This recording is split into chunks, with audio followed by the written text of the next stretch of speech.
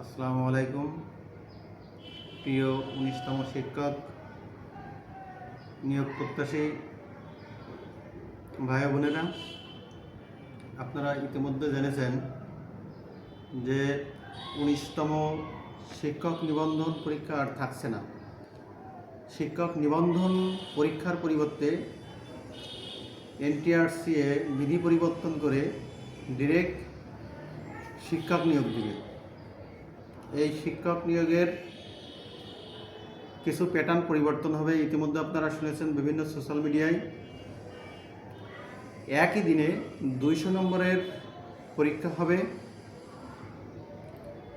১০০ নম্বরের লিখিত এবং ১০০ নম্বরের সংক্ষিপ্ত, অর্থাৎ একই দিনে হবে। শর্ট সিলেবাসে BCS-এর আদলে এই পরীক্ষা অনুষ্ঠিত হবে।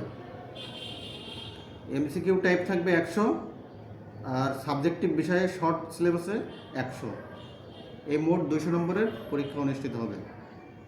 তো আপনারা যারা মনে করছেন যে পরে পড়বো এই করে কিন্তু সময় চলে যাবে, পড়া আর হবে না।